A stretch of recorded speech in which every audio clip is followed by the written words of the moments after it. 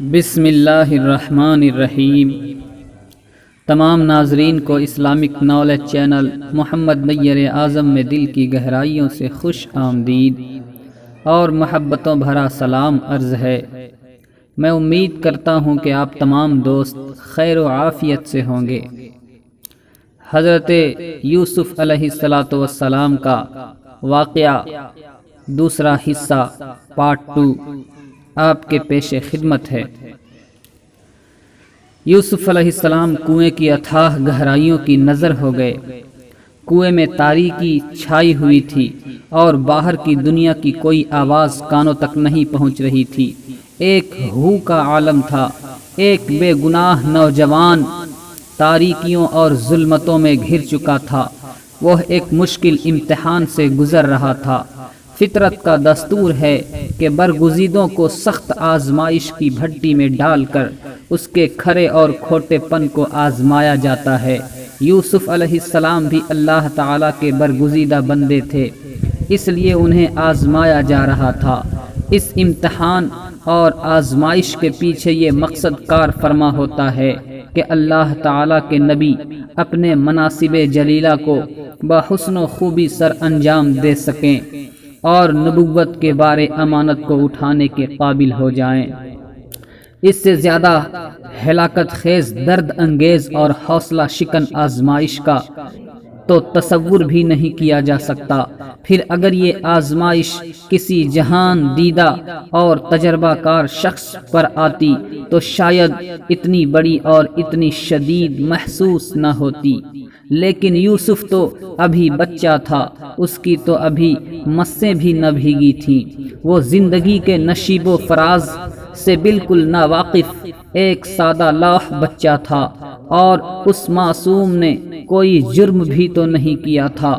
ہاں، اگر اس نے کوئی جرم کیا ہوتا، کسی گناہ کا ارتکاب کیا ہوتا اور سزا کا مستحق ہوتا اور سوء عاقبت کا حقدار ہوتا تو پھر یہ سزا شاید کم محسوس ہوتی، لیکن نہیں، اس پر تو کوئی الزام بھی نہ تھا۔ اس کا کردار ہر شک و شبہ سے بالا تر تھا۔ اس میں عام بچوں جیسی چالاکی بھی نہیں تھی، وہ بڑوں جیسے دھوکے سے قطعاً ناواقف تھا۔ اس کی سادہ دلی اور عاجزی و انکساری تو معروف و مشہور تھی۔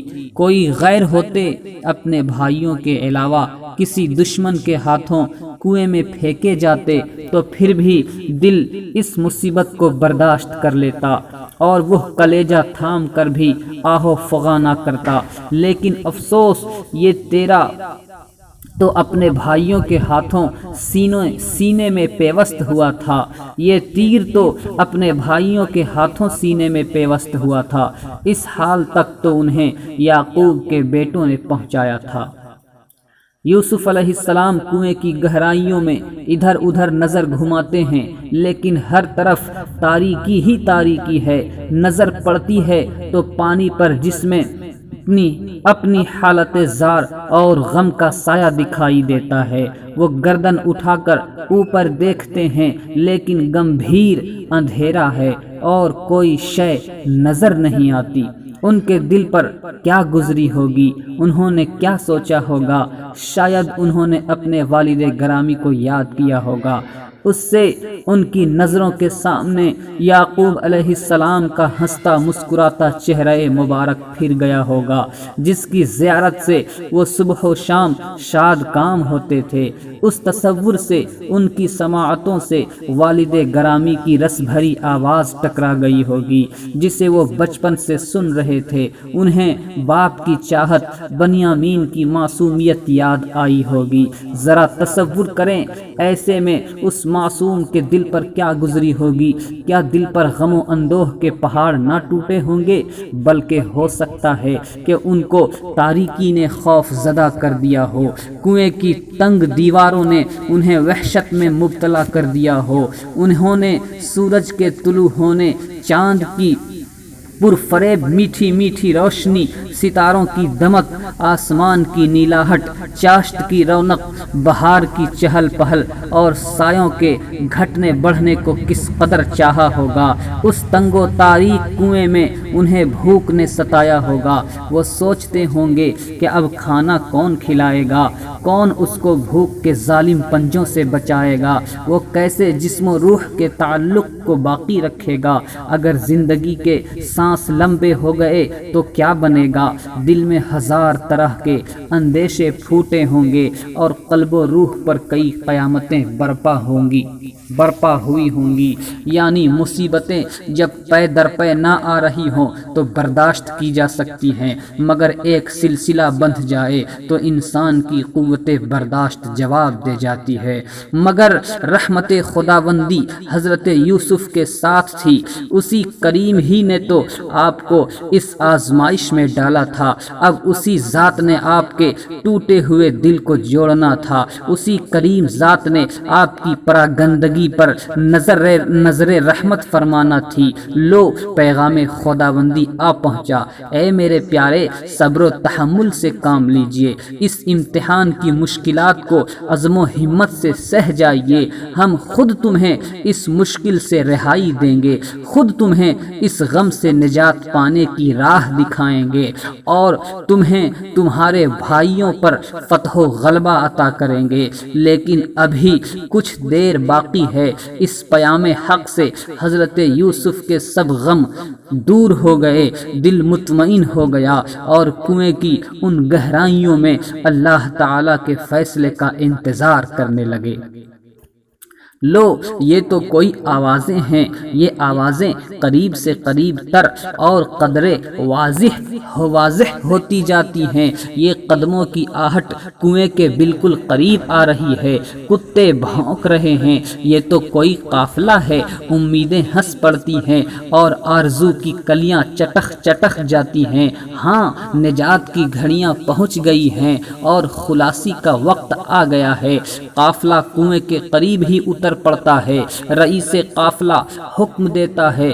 इस आवाज़ को यूसुफ अलैहिस्सलाम भी सुनते हैं और यूं महसूस होता है कि जलते अंगारों पर ठंडे पानी के छींटे डाल दिए गए हों।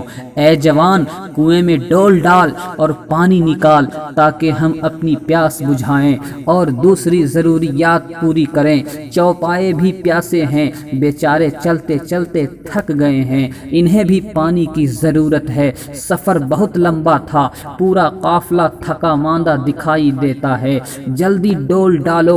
एक आदमी ने कुएं में डोल डाल दिया। यूसुफ अलैहिस्सलाम इंतज़ार में थे।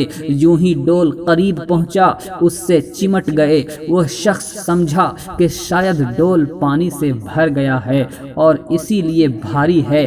खुशी से खींचता चला गया। जब डोल कुएं के मुंह पर आया तो उस शख्स की चीख निकल गई।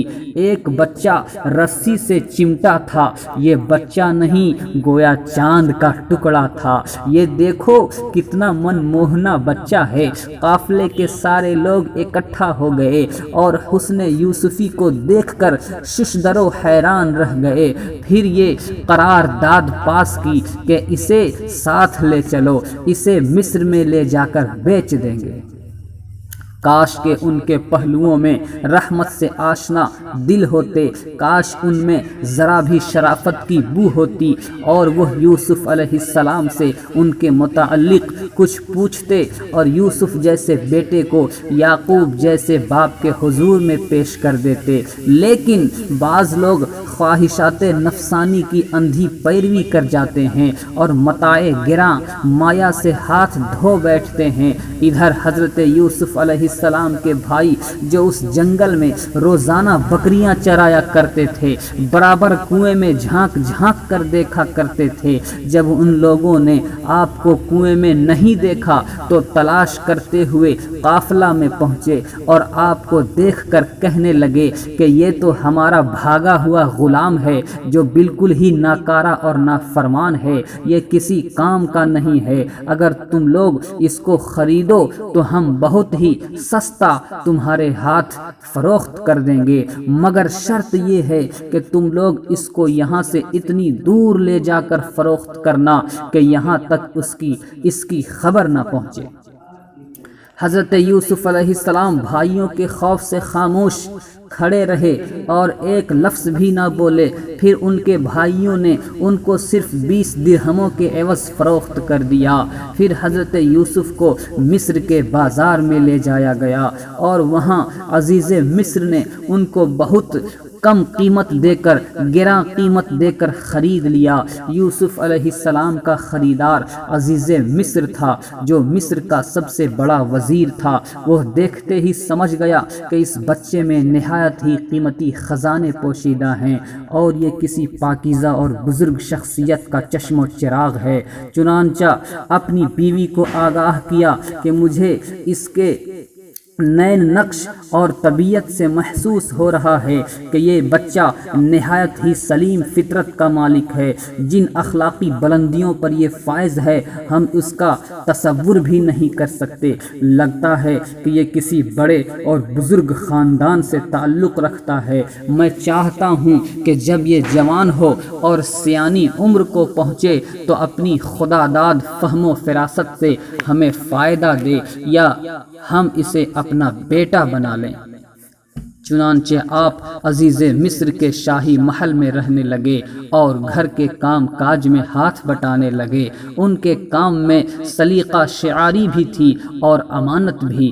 اس گھر کو اپنا گھر سمجھا اور اسی حسن سلوک کا انہیں حقدار سمجھا جس کی ایک پڑوسی کو اپنے اچھے پڑوسی سے توقع ہوتی ہے، امید ہوتی ہے۔ تو برادران ملت اسلامیہ اور میرے پیارے پیارے ناظرین، میں امید کرتا ہوں کہ آج کی یہ ویڈیو آپ تمام دوستوں کو پسند آئی ہوگی۔ ویڈیو پسند آ جائے تو لائک، شیئر اور کمنٹ ضرور کر دیجیے گا اور آنے والی نئی ویڈیوز کے لیے ہمارے چینل کو سبسکرائب کر دیں اور ساتھ ہی ساتھ موجود گھنٹی کو ضرور دبا دیں تاکہ ہماری ہر آنے والی نئی ویڈیو سب سے پہلے آپ تک پہنچے۔ جزاک اللہ خیرہ۔